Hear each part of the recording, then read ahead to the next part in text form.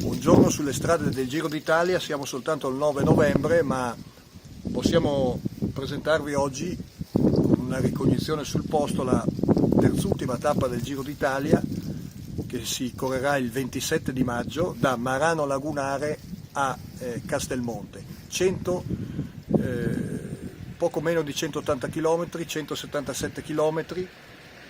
La prima parte sarà in pianura, si attraverserà Muzzana, Mortegliano, poi la corsa virerà verso San Marco di Mereto di Tomba, casa di Elena Cecchini, Fagagna, Maiano, Tarcento, e ci sarà il primo Gran Premio della montagna nella Valle del Torre. Si tornerà dopo 2 anni nella Valle del Torre, ci sarà la salita di Villanova delle Grotte, discesa attraverso Micottis, il Passo Tanamea, e dal Passo Tanamea in discesa si arriverà a Zaga e si entrerà in Slovenia nella Valle dell'Isonzo. Ecco dove praticamente siamo. Qui siamo sopra Caporetto, a circa metà della terza e penultima salita di giornata. È una salita di 11 km che da Caporetto porta praticamente al Kolovrat, sopra il Passo Solarie. Vedete, grazie al nostro fotografo, qua c'è il bivio di cui si va in Italia, per intenderci si va a Cepletiskis e nelle valli del Natisone. Qui i corridori arriveranno da qui per poi continuare lassù verso la cima del Kolovrat. La strada è stata messa, vedete, c'è una macchina che sta salendo, lì ci sono dei tornanti, lì le pendenze sono già superiori al 10%, è una salita che non è difficile, non sarà una tappa durissima, verrà il giorno prima della Marmolada che concluderà poi le salite del Giro, però sarà una tappa insomma adatta agli attacchi. Qui siamo sui 3 tornanti appena ristrutturati, la strada è stata completamente messa a posto dagli sloveni che ci tengono molto a riavere il Giro d'Italia a distanza di 1 anno. Dopo l'Ivec, ecco i primi tornanti di questa salita, siamo circa a metà di questa ascesa, le pendenze alle volte superano il 10%, ci sono delle punte al 14% dopo all'inizio della salita prima di Luico, e stiamo dirigendoci verso il Monte Kolovrat, penultimo Gran Premio della montagna.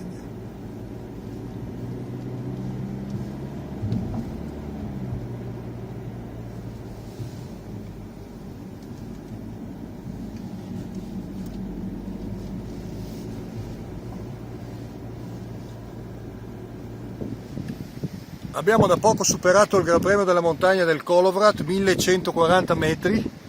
Siamo nel parco tematico dedicato alla Grande Guerra, costruito in Slovenia. Questa era la linea difensiva degli italiani durante la Grande Guerra. Sotto c'era la valle dell'Isonzo, ed ecco il ritorno in Italia. Stiamo per arrivare al Passo Solarie. Qui i corridori attraverso Stregna scenderanno verso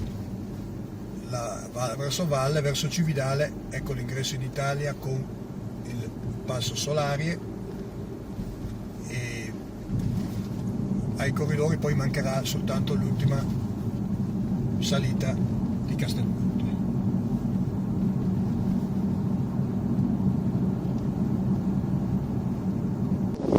Eccoci sulla salita finale della tappa del 27 maggio prossimo. Siamo a Castelmonte, tutti i cicloturisti friulani conoscono questa salita, parte da Cararia, frazione di Cividale, e arriva a Castelmonte. Sono poco meno di 9 km. Questa salita è nota anche per la gara automobilistica che si svolge in autunno.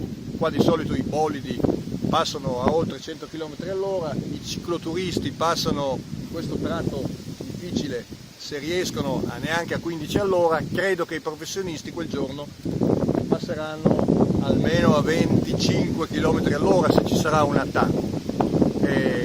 Grazie al nostro Alberto che gira la camera, vedete qua inizia l'ultima parte della salita, c'è un tratto in contropendenza dopo i tornanti, salita accompagnata dalle stazioni della Via Crucis. Castelmonte è un posto incantato e meta di pellegrini da tutta Italia, 3 km all'arrivo e siamo al santuario. Eccoci, siamo più o meno a 1200 metri dall'arrivo della tappa, stiamo naturalmente raggiungendo il santuario in macchina. Oggi è prevista la ricognizione da parte dei tecnici di RCS con il patron delle tappe friulane Enzo Cainero. E questo è uno dei tratti più impegnativi della salita. Non è una salita difficile per i corridori del Giro, ma quel giorno ci sarà probabilmente una fuga di corridori che cercheranno gloria, la maglia rosa, e i favoriti penseranno forse già alla marmolada del giorno dopo, chissà, magari non sarà così, e qui si daranno battaglia, credo, sulle ultime rampe vere, e con il tratto in falsopiano che precede il grande piazzale di Castelmonte, che potrebbe addirittura far più male che questo tratto qua. Vedete, questo è l'ultimo tratto della salita, mancano 300 metri alla fine della salita, noi acceleriamo, stiamo andando a 50 all'ora, io credo che i corridori non arriveranno a queste velocità, ma nel finale andranno molto vicino, perché adesso la salita qua sta finendo, siamo circa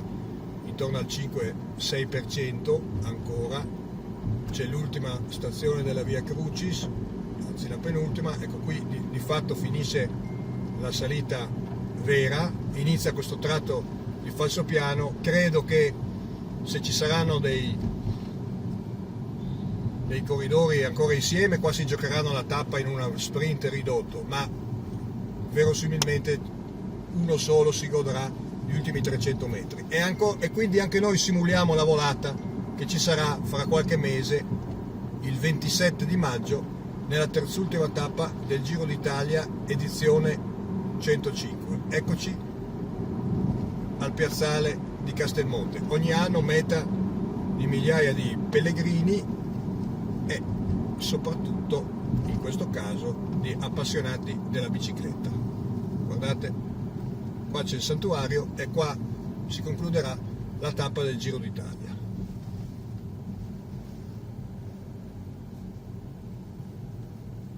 Siamo con padre Gian Antonio, rettore del santuario di Castelmonte, là nella pianura friulana. Il 27 di maggio ci sarà un evento storico, la tappa del Giro d'Italia, terzultima tappa, si concluderà al santuario. Le hanno appena chiesto, padre, di illuminare di rosa anche il santuario nei mesi precedenti, e lei si è detto disponibile.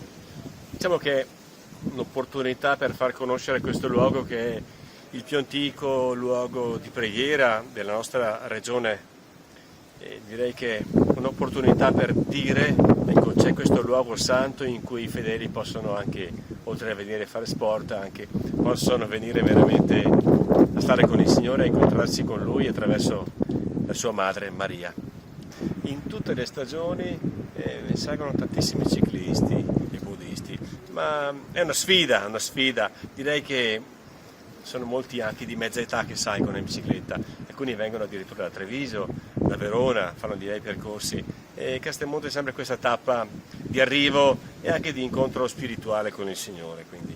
Senta, i suoi colleghi che vanno in bicicletta ci sono qua? Abbiamo degli sportivi che erano qui, ma adesso si sono trasferiti altrove, però la salita la facevano tranquillamente. Maria Clara Forti, sindaco di Prepotto, 700 anime. 724 anime, terra dello Schioppettino. Terra dello Schioppettino, e con la fortuna sfacciata, ma se l'è meritata, di avere un arrivo di tappa al Giro d'Italia, la terzultima tappa, non una qualsiasi, quella che si concluderà a Castelmonte. Guardate il panorama, non serve aggiungere altro. Cividale là sotto è un po' invidiosa, ma gli avete fregato l'arrivo di tappa, perché il santuario di Castelmonte fa parte del comune di Prepotto. Come vi state preparando?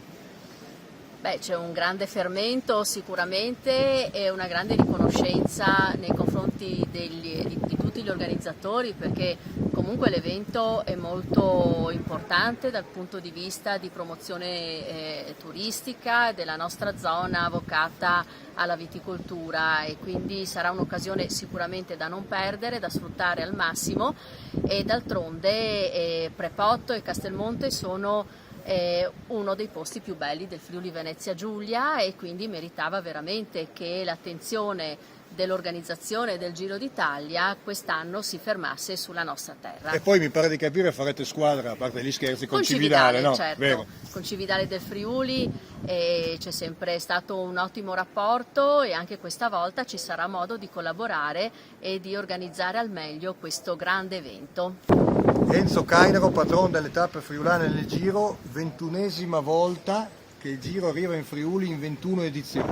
Sarà la salita di Luico, quella che porta al Passo Solari, inedita e anche impegnativa. Ci sarà l'arrivo della classica salita di Castelmonte. Dovessi segnalare una chicca di questa tappa? Beh, senza dubbio il Passo Solari per me è un punto di riferimento importante sia sotto l'aspetto tecnico che anche umano, morale e sociale, perché ricorda tanti eventi e ricorda anche, e qui non lo nego, ci sarà qualcosa di speciale, il corpo degli alpini.